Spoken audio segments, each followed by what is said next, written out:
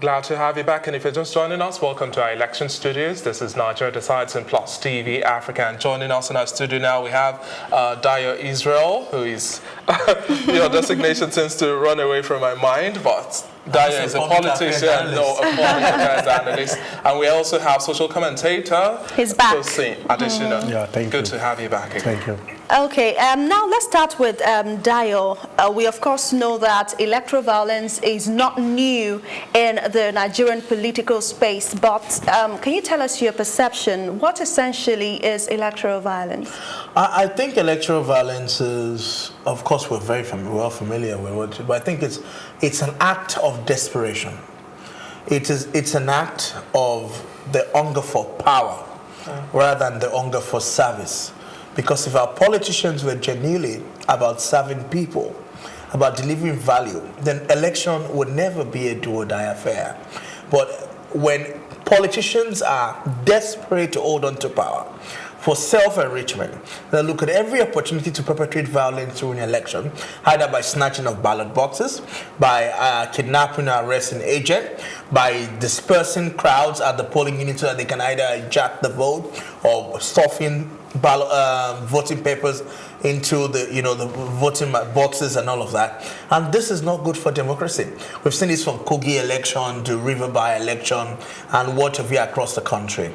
But I believe that the government and INEC must be making strong effort to ensure that in the 2019 election, it can be peaceful, people can be secure and comfortable to go to the polling booth to exercise their fundamental human rights. Okay, I think we'd also have to get your thoughts on that, Tosin. Okay, electoral violence, by my own view, is violence that are perpetrated before, during, and after election. Okay. So, looking at these three stages, you can't just have a definite definition of electoral violence, because some of these violence, some won't come before election, some won't come during election, while some will later come after the election. So, but electoral violence takes place at the three stages: before, during, and after election, with different causes. Now, talking about violence happening before an election, yesterday we had a rally at the APC grounds. That was an inaugural campaign for Babajide Sanwo-Olu. That's the APC governorship candidate. That took everybody by surprise a little bit, because we weren't expecting things to take that sort of turn when we are preaching for free, fair, credible elections. Dayo. I would jump into that. I don't think that the violence that happened yesterday was an electoral violence. It was not. It had nothing to do with election. It had nothing to do. Rallies are part of elections. No. What happened yesterday had nothing to do with what was going on the ground. It had nothing to do with the declaration. Let me explain. I was there live. Oh, okay. What happened yesterday, I was behind the stage. And at the stage, lucky for me, I was about to exit when whatever happened started. But what happened was, and after I left there, I saw the videos of but I was there until about when Governor Ambody was going to begin to speak. And I had to go and do something for my team. Now, this was what happened. It was a violence among two different union groups fighting each other, met coincidentally by virtue of attending that event, and they were against each other, and they unleashed terror on themselves. What happened had nothing to do with the candidacy. It was not because an aspirant or a candidate was unhappy and they were trying to cause trouble. And that's why you saw that on the stage, they were going ahead with their event without an understanding of what was happening at the back of the stage. So it was not electoral violence in any form. Okay. I can assure you that Mr. Babajide Sanwo-Olu, so are you describing this as just mere coincidence? It was a mere coincidence, 100% coincidence. What now happened? Because if we have a governorship candidate... Yes.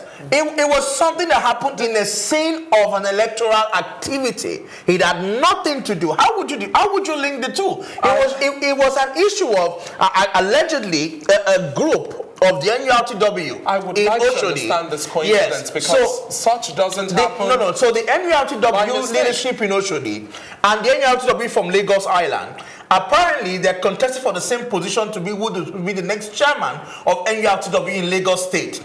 It had nothing to do with the APC election in Lagos State. It was the two competing against each other. They met coincidentally by attending the declaration, and they were fighting each other. But you know how all of these to do with individuals... the aspirant. Tosin, Yeah, please help okay. me. You said the chairman of the NURTW is almost deeply rooted, as well as those within the state governor's office, isn't it? Yes. Yeah, but So, what I'm saying is that it had yeah. nothing to do with the 2019 election or the gubernatorial election in Lagos State. So we will not be able to term that as a form of electoral violence in scope of the 2019 election. Can we hear your thoughts on that, Tosin? I think what happened yesterday is a form of electoral violence.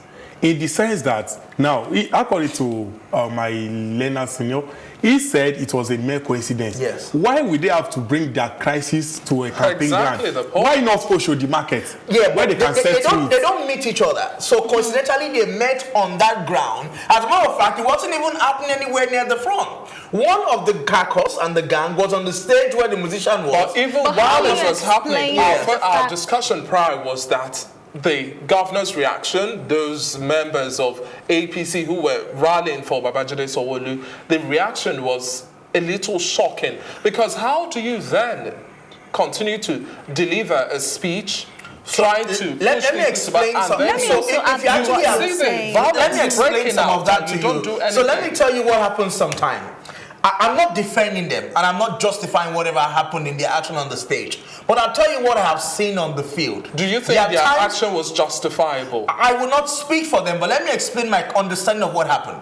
So if you are also an event on the stage and people are fighting and you assume that the police would deal with it. They didn't understand the scope of the issues that was happening. Even There are if many you don't times you have an understand the event. scope, you're supposed to call things to order as Because the they know first they person had of the a state. lot of people on ground. They had Tango One on there, the governor's police security team. They had a planning committee. We've they seen had videos. How did they Now, manage it? Dayo, They don't do a good job because there. yes, I agree with you that it wasn't properly managed. But I just wanted to put it in perspective. I'm being objective here. Yes, fair enough, it could probably have been handled better from the podium perspective. But if you are there and you have an event and you don't expect anything to have led to violence there, because there wasn't anything that would have led to violence there. But for those people that met each other there and they had come into the place with arms, I'm sure that the organizer of the rally would make sure that the next rallies, they would have people there to search what you're bringing in, they have better security, but at the same time, we must condemn electoral violence in all totality. Okay, Dayo, let me ask you this. Of course, we know that violence that broke out made sure that the campaign did not run its course.